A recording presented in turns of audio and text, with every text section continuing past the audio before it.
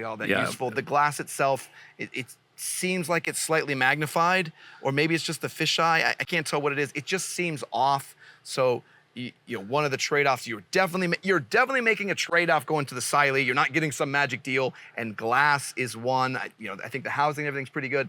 Glass is an oddball one. So here's a fun fact. If you see there's the adjustment screw for the elevation that says up.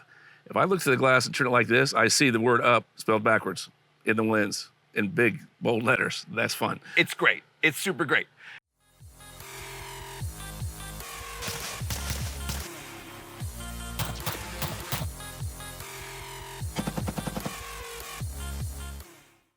Hey Wizards, welcome back. Today I have Croak with me today. He was nice enough to join me over at GunCon, where we got to test out all sorts of new stuff from Bull Armory and Victor and try everything out and help me record everything out in the range. And he's gonna join me today because there's just an absolute ton of different optics that have come out to the market, from Zerotech, C&H, and even the new gems from Olight. We wanna test them all out, see if the price points are worth what they're, kind of what they're charging out in the market. So before we get into this and we show you how we're gonna rank everything and rate everything, let's take a moment, thank today's sponsor. Today's video is sponsored by HRT Tactical Gear. HRT offers high-end tactical gear designed for the operational professional all the way to the everyday citizen, with the all-new ARC medical and dump pouches to round out your ARC belt for any mission configuration. So big thanks to HRT for supporting the channel and for helping us to get all these optics so we can test everything for you. And as always, you can use discount code TLDco over at hrttacticalgear.com. Testing all these optics, I think we need to start, have kind of a basic way we can show them off to you. So we're gonna talk about a few of our favorites and rank a few of those so you have kind of a comparison.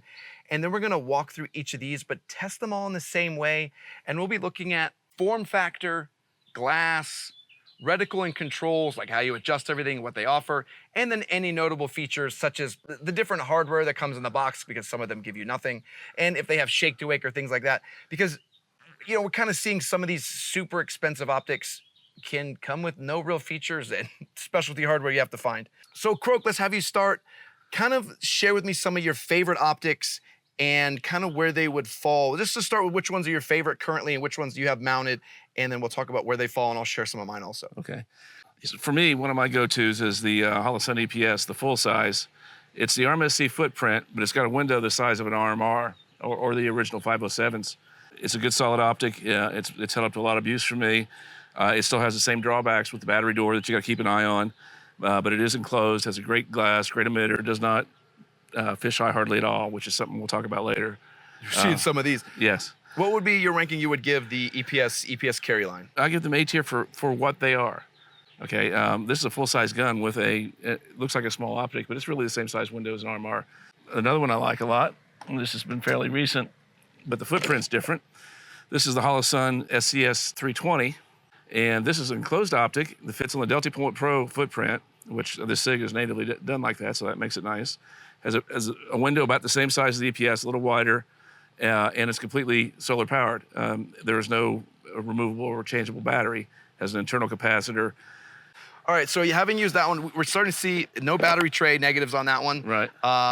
Pretty cool housing. I haven't seen that reticle to play with it, but a long battery life. It's not even a battery at all. Right. What would be your rating tier on that one then? I haven't played with that one. It's not S tier. I think the window size, just the lack of a proven track record. These have only been on the market for about a year, if that long, would keep me from saying these are S tier. Okay. But they're a solid A plus. I'll say, kind of sharing some of my favorites. One of the big ones that I really love that we've run on the Bull stuff is the 507 Comp. This is really nice.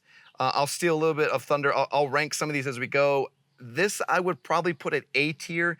It kind of doesn't fit in that S tier category because it's not enclosed, but I do love the super huge window. I think that would probably bump it up to another tier. Another one I like that you guys have all seen a whole lot is the 509T.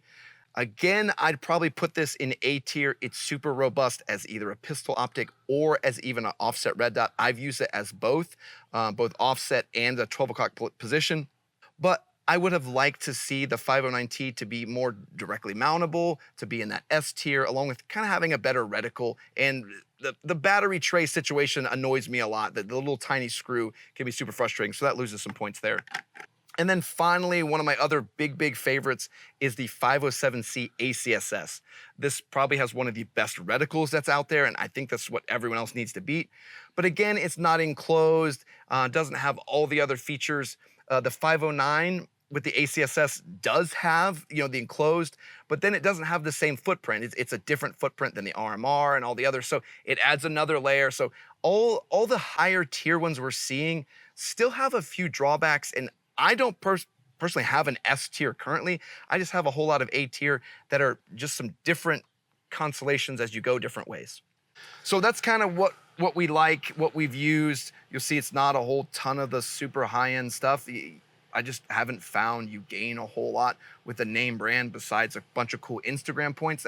I don't need that. I need functional optics that have good, actual useful things that I want to have instead of just having a logo that I can show off to my friends. That's not that important. I want good optics that I'm not paying $1 billion for. And I want to just make sure everybody thinks we're not bagging on the big names. I think Triticon and Aimpoint make excellent optics.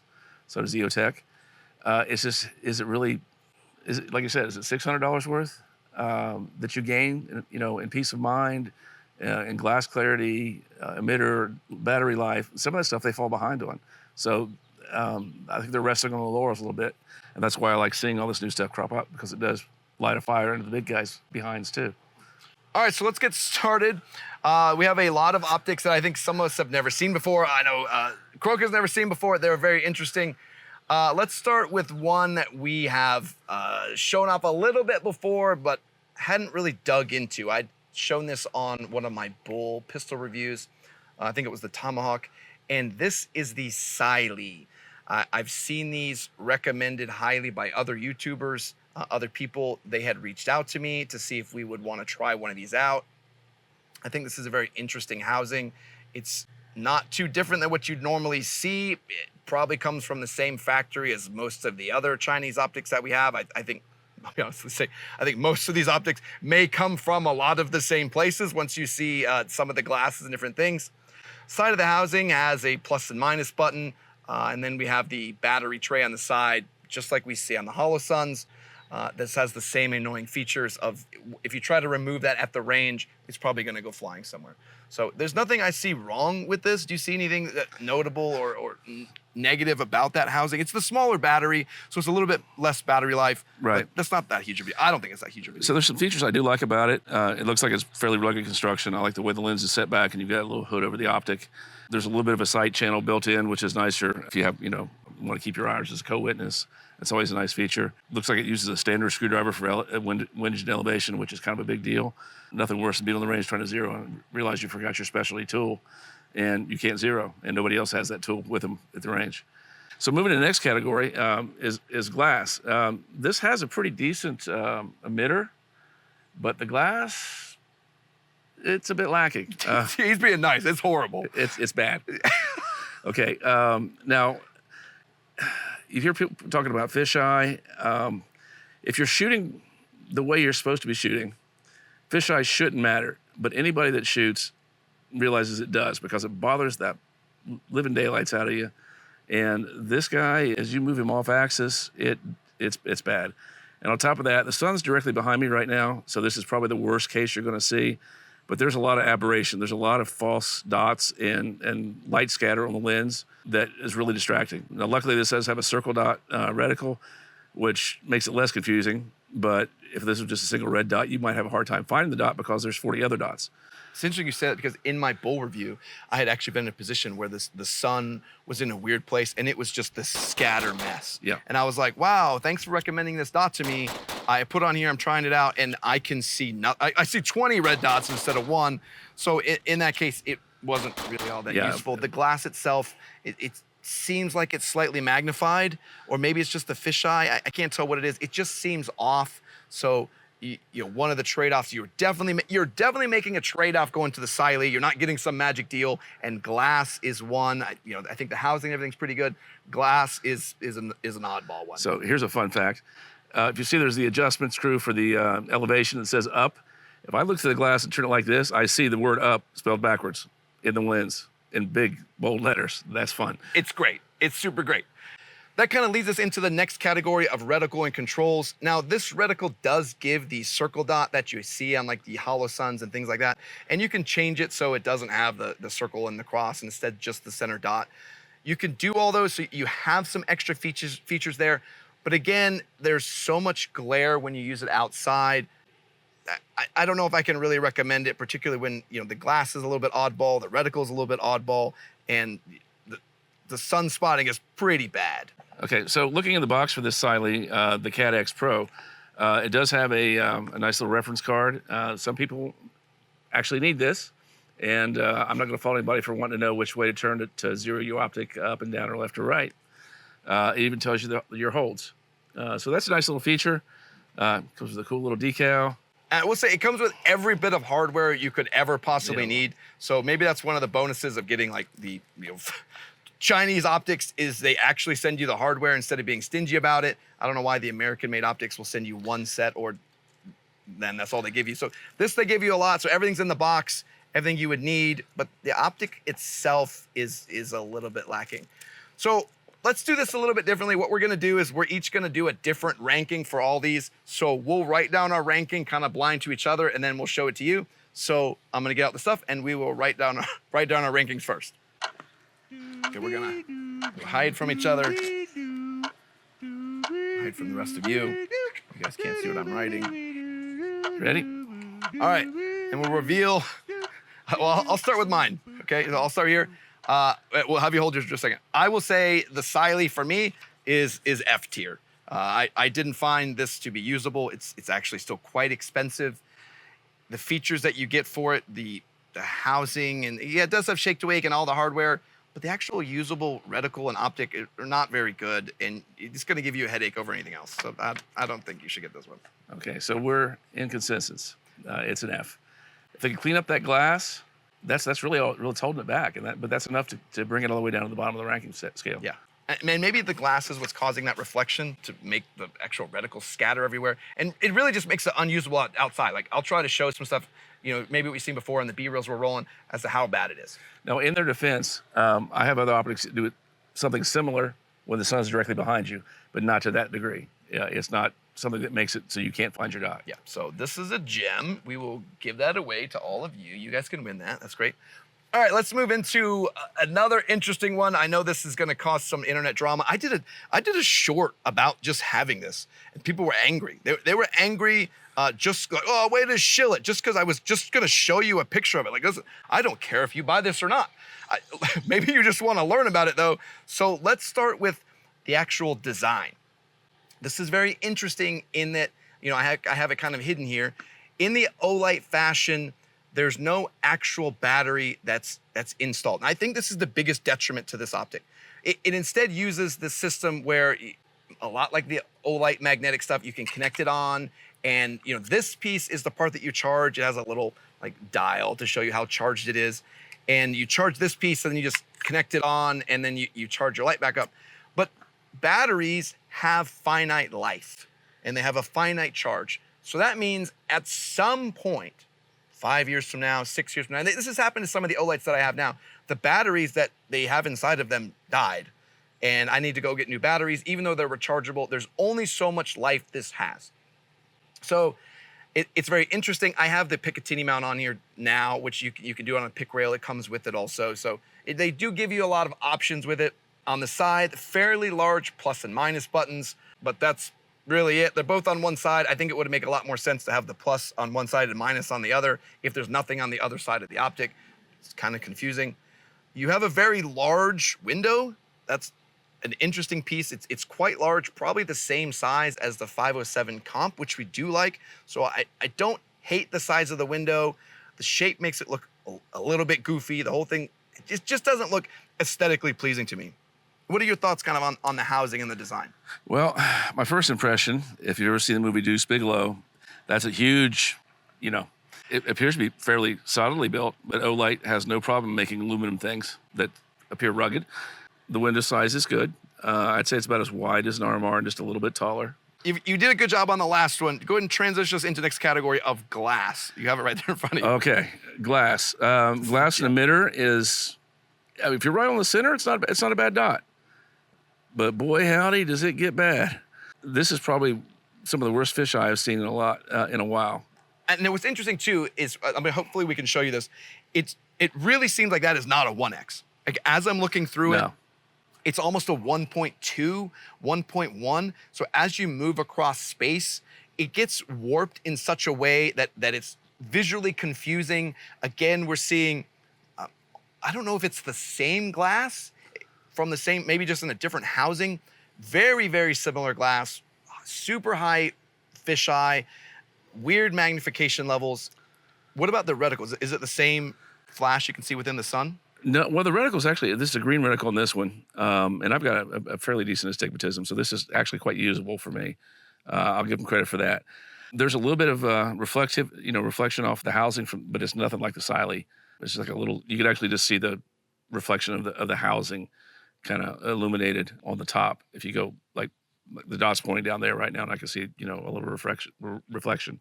I know one thing I noticed, you can, if you get in the right position and you have the dot lined up, like I can see a good bit of green aberration. There's like all these green lines that are coming through, and I still see them somewhat, and it's kind of based on how you're looking through things. Right. But if the light hits it just right, then all of a sudden you have all these green lines across it.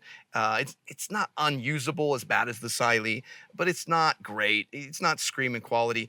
Let's take a look at the next thing though, reticle and controls. Here you get just the basic dot. I don't think it really gives you anything. There's no like plus and minus don't do anything special. There's no auto. There's no auto brightness. There's no lock. There's no real features in here at all in terms of the reticle. It's just a 2 MOA dot, 3 MOA dot. That's it. You can make it brighter or dimmer. There's no real magic there to write home about. So Olight gets a lot of heat on the internet, some of it deservedly so, but they're not afraid to innovate. They'll swing and miss all day long. Eventually, they hit something out of the park, or they hope to anyway. I think the second or third generation of this, they might be onto something. This is their first optic, guys. So I'm willing to give them a little bit of a pass. And at this price point, it's not unreasonable. And the fact that it comes with a nice pick rail, if you want to run it on a long gun, gives you some nice options. Let's look it up. What is that? What is the price of that? We just looked it up because we don't know everything about all these. Yeah, 3 MOA dot, and it's $199. I'm with Croak on this one. I think Olight is pretty good about making new generations of things. Their first swing at bat, I think, is kind of a miss, but there's some things they could do, some tweaks they could make fairly quickly to make it worthwhile and make it worth that $200 price point. I will say, I don't know that the charging cradle gimmick is where they should focus, though. It does set them apart, but I don't know if that's the right design choice for them. And I'm with Croak here too. That's where the notable features come in. It does come with a pick rail, so that's cool. I guess I'll put that in notable features category. It has this rechargeable doodad, so we don't have the problems of some of the other optics with the side mount tray. Really, all we want to see in the solution for the side mount tray is just make it so that screw can't come out. Like there's very easy ways you could do that. It doesn't take a brain surgeon to figure that out, and I don't know for some reason why they just can't do that. That's what I think Olight should do here. Ditch this whole piece completely. Do a side battery tray. They even have a spot in the housing for it. It seemed like it was designed that way, and then they took it off. So, yeah. All right, then. Now we'll go ahead and we'll do our blind rankings for the Olight OSight. So yeah, cue Jeopardy music. He's gonna cheat. All right. I went first last time. Let's see what you got. I'll give it a solid D. I'm giving them extra points for effort, and it's better than the last one we looked at. So it moved up a notch just by default. What's interesting is we lined up on the last one. I'm gonna do the same thing. We're really not talking to each other. I gave it a solid D. I think the glass makes it unusable. Again, we're not seeing the lens flares that we're seeing on the Cylee, but the fisheye and the weird magnification makes it not that great. I do like the innovation. They're doing something different. I want to give them extra points for that. But is it the optic I would buy at the end of the day? Probably not. It's just not my favorite. But it's better than the Cylee. We'll say that. So if its claim to fame is it's better than the Cylee, they could probably put that on the side of the box. All right, so the next one we're gonna do is the Trace Advanced Helo. This is a very interesting spherical reflex sight. Very, very unique. I'm gonna let Croak start us out with this one and go over some of the design features. This is interesting. A very unique shape, very unique lens design. Just first impressions, though, the housing looks like it's really high quality. That's kind of it seemed like their claim to fame. We Right. looked some of this up on their website as we're also trying to learn like what's the advantages of having this more oblong size. And they're like, well, it adds to the durability, which we get, but it's very unique and stuff. Okay, so the controls on this are pretty good. They got left side for up and right side for down. Looks like when you hit your max, it'll blink at you, let you know you went too far. You can lock the controls. That's nice. Looks like it uses a standard micro screwdriver for the windage and elevation adjustments, which is good. This is an RMSC footprint, if I'm not mistaken. Yeah, Right? So I think the last one, yeah, the OSight was RMR, and the Cylee we had. It comes in all the different ones, but I think that model's RMSC also. okay. And one thing I'm noticing that what makes that unique is the way the battery's mounted. Yeah, the battery's top mounted, and once again, uses a common tool that you can change a battery in the field. It does have a rear sight notch and a really low deck height. I can see this being quite usable in just about anything with stock height irons.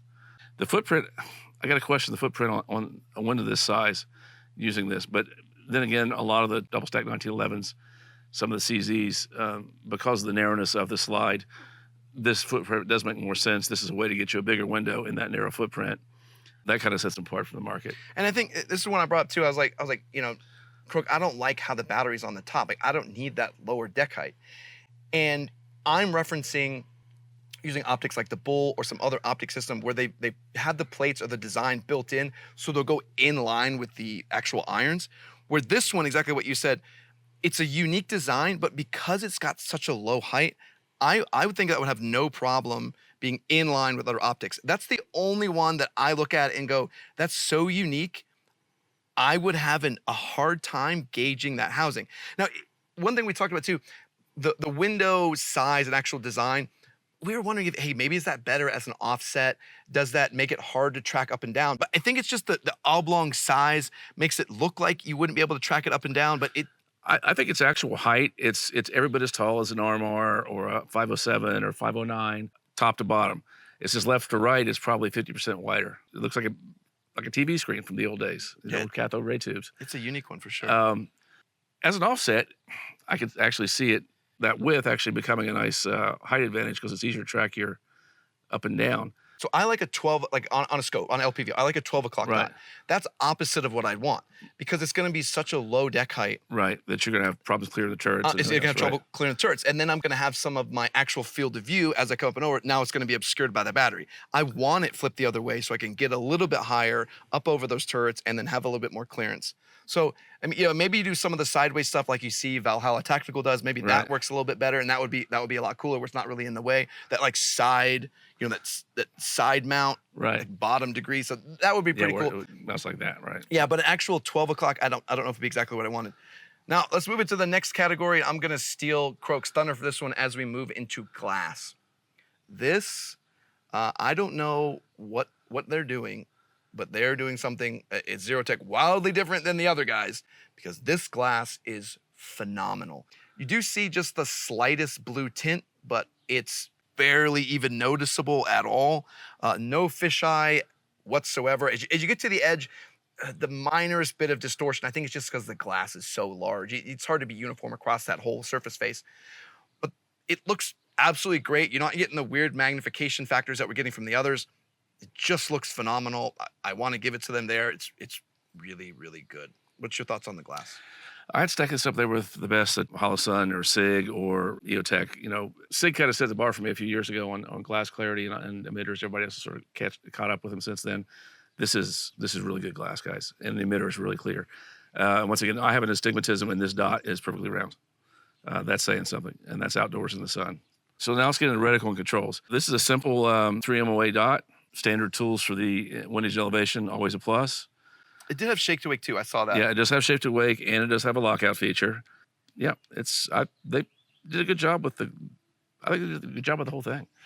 It's just a question of what do you need this form factor, or what would you need this form factor? I think that's the overall thing, and it kind of goes to the last bit. The notable features of is the oblong shape. Like, does it add that much durability? Does it really lower that deck height to give you? I think in most RMSC footprints, that is a bigger problem than you are in RMR and things like that. So it's very interesting, and this is one of the rare ones that I'd want to use. And my rating may be a little bit off because I haven't used it, and maybe actually shooting more with it, it may change. But I think I have a general idea, and just being a little bit confused as to how to use it, it kind of sways me a little bit on where I would be. All right, it is Jeopardy time for the Trace. What's called Trace Halo, a spherical reflex. I can't spell that. I'll take Zerotech for 100, Alex. You ready? Yep. I'll start us out. So for this one, I gave the Trace Halo a C. It has really good glass, notable features. It's a little bit on the expensive side. I think we looked up, I think it's $399 MSRP, so quite expensive, and you're likely paying for a good bit of that high-level glass. I just struggle a little bit as to what I would exactly use that for. Do I need a low deck height, wide field of view optic on a carry gun? That's just where I just struggle a little bit on what I need this for and at that price point. Well, I give him an A. Oh, wow, with first deviation here. Yes. The reason I gave him an A, the build quality. It's quite impressive. Now, we haven't durability tested this, so you don't know for sure, but it feels solid. It feels solid. The chassis design, the housing, it's 70-75 aluminum. I could take a beating. I think this brings something new to the table without having to do some weird innovation like some of our other optics here just did. The wide window will appeal to some people. This is about 10% taller than a standard EPS or a 507K, Romeo Zero, all in that category, and it's twice as wide. Something a lot of shooters might appreciate, especially coming off a small gun where you're kind of narrow focused anyway. And that's what I'll go the other way. I think carrying and then having, normally I don't worry about it. I use a full-size EPS on my carry gun. It's not a big deal. But this is then going to sit off the edges a good bit more, which now I think it's going to have some ergonomic issues. I think I'm going to have it's going to be rubbing into me. I may be printing more of that because now the optic's over the edge of the gun.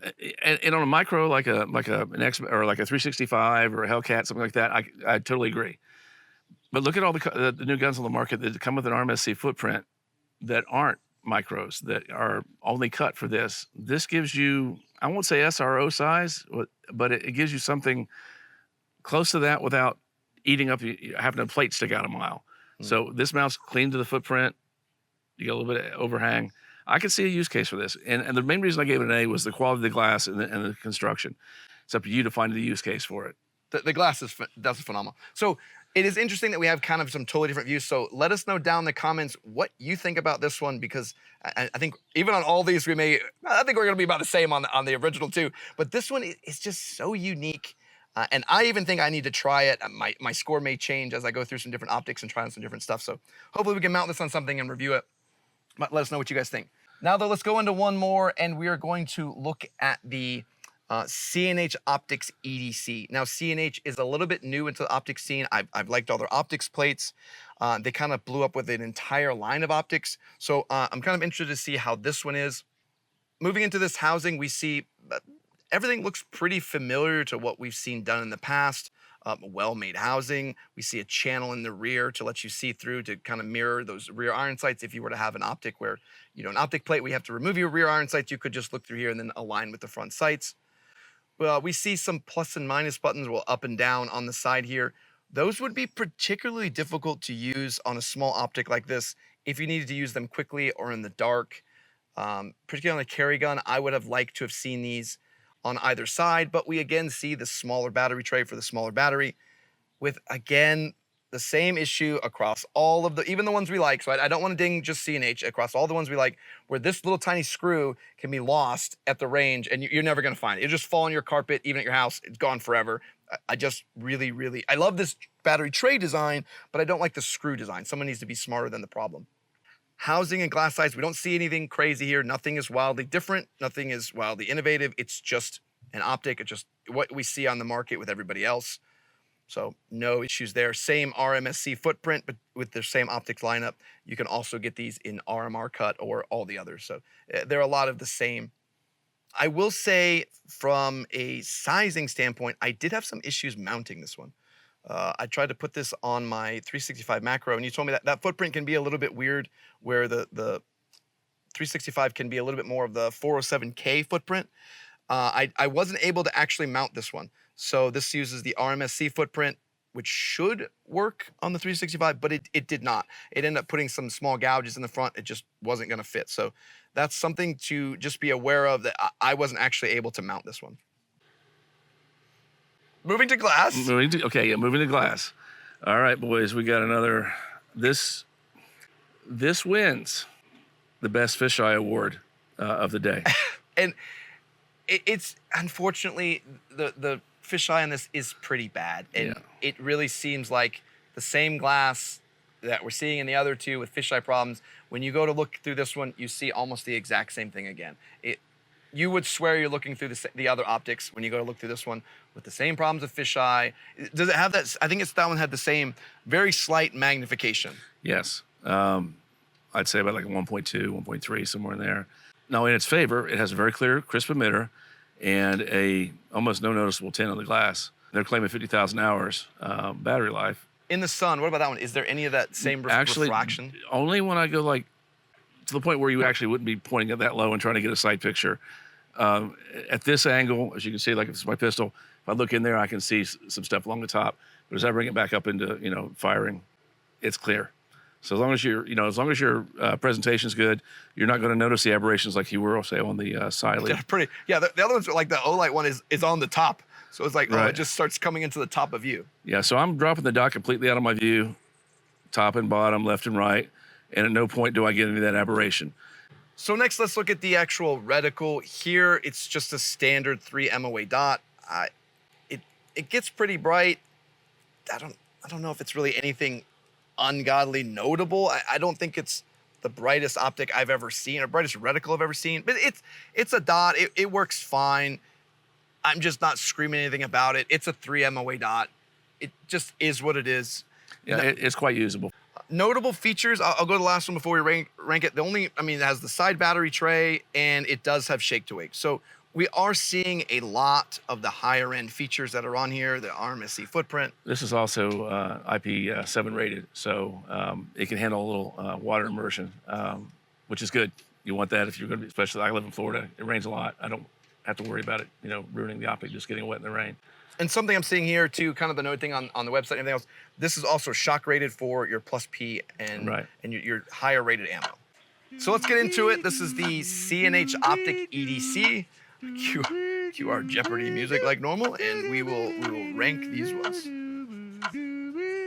All right, Croak, I'll drop my pen. Here, start us out. You want me to start us out? No, I'll go. Okay. I gave it a C. The glass hurts it, but the build quality, the quality of the emitter kind of offsets some of that. This looks like it'll be a solid, reliable optic. It's not top of the line, but at the price point it's at, I think it's a good value. And so I wavered a little bit on this one. I did give it a B, but I'm going to change it. It's like B to C. It's right in that middle ground. It's got those high-end features like the battery tray that I like. It's got the low deck height. It's nice and durable. The glass itself is not good. It's like using all of the other ones. If we took a really high-end optic and then threw in the Cylee glass into them, is that price point now all that viable? And I think you start getting into that C to B. To me, I'm kind of wavering back and forth between those. So I'll kind of put mine in between those tiers, that B to C. But I think we're pretty much in the same mindset with this one. The only one we've really varied on is the Zerotech Halo. Is that actually good? I think I just give it points for being funky. Yeah. Okay, so for the last one that John already stole from me is the Thrive HD. Now, for this design, this is like a very minimalistic style. So you got a small window. This is, I think it's kind of like the older style we've seen before. Small window, not all that durable. I don't think there's not a lot of extra built around durability. It's just a simple design. I mounted as a 12 o'clock red dot on this situation because it's super lightweight. I think it works great for that and great for a 12 o'clock or even a sideways offset, or just to add on and not add on a ton of weight. So this reminds me a lot of the original RMSC optic. And you bring up a good point too. It reminds me a lot of the Shield, the garbage one, the original one that was just trash, upgraded.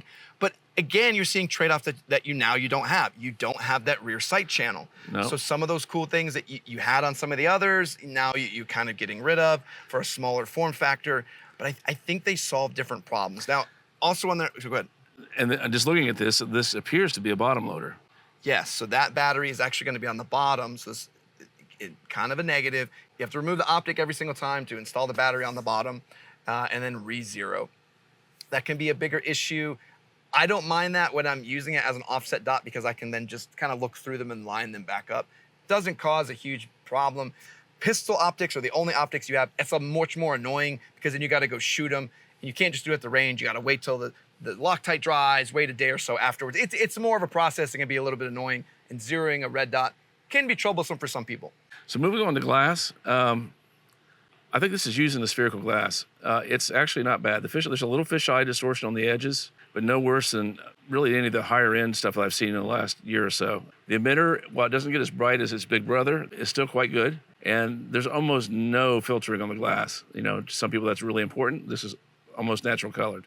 And that's one of the cleanest ones. Like we loved the Halo, and that's another one they're using. It seems like the same glass. It is very, very well done. The glass is super clean. You don't see a weird wash as you move across, like when you see the limbs and the trees like growing or shrinking as you pass over them.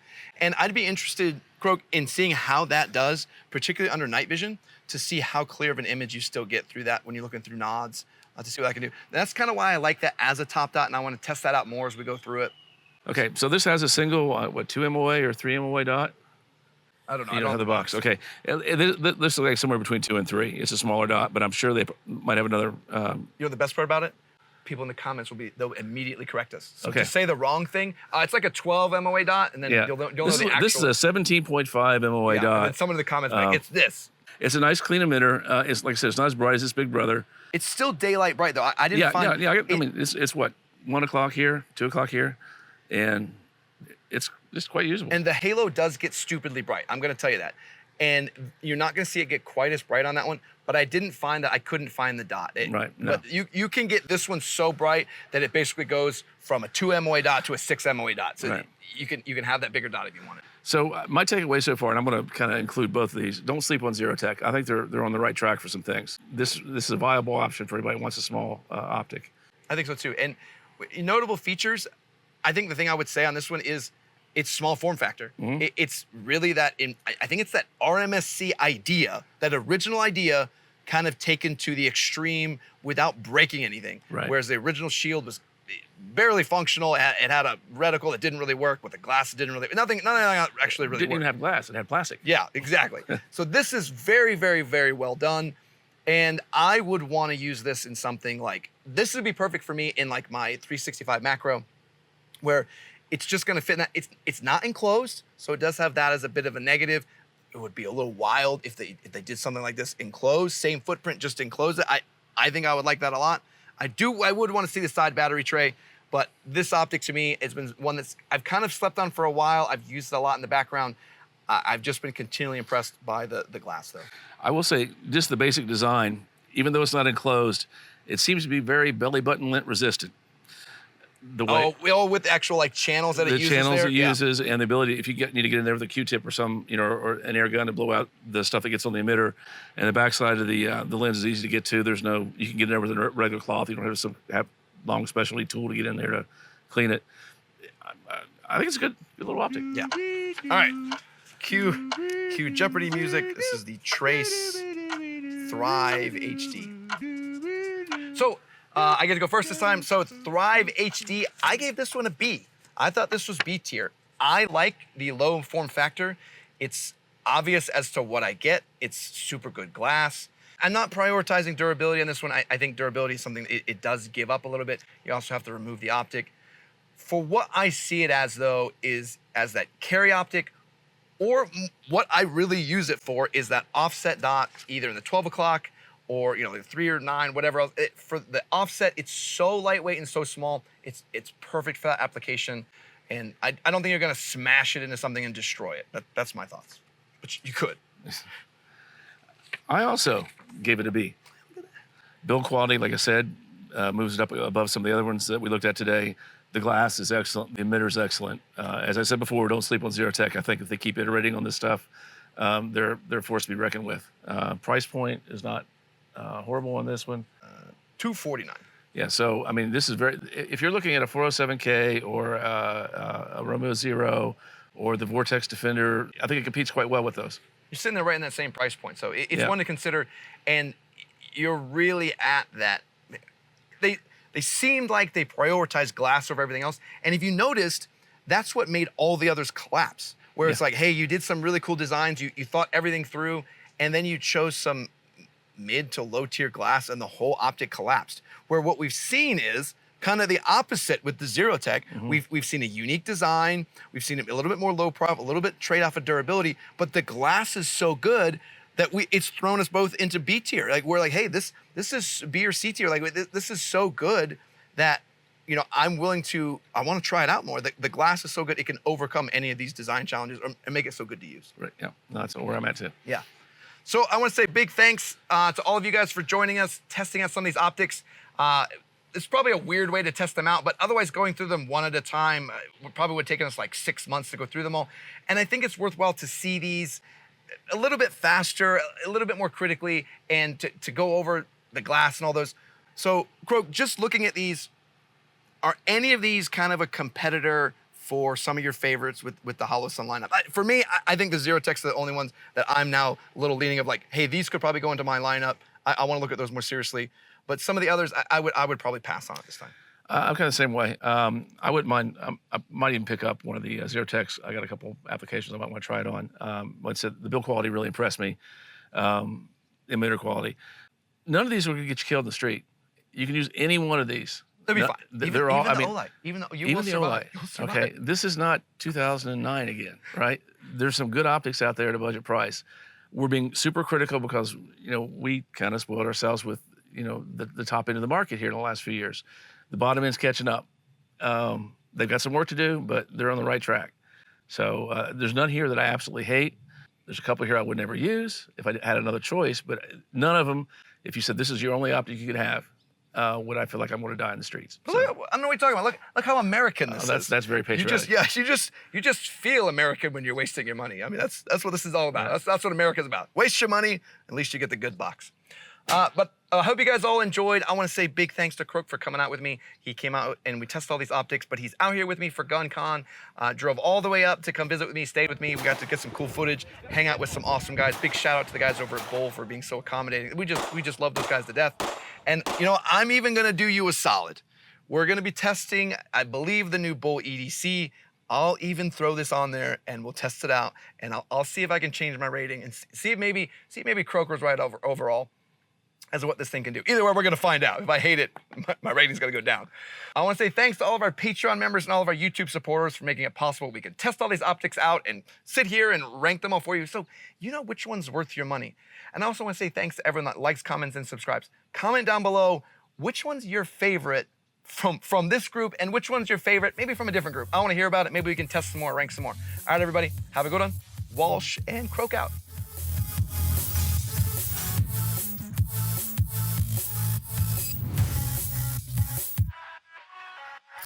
It only took you 7 tries to get the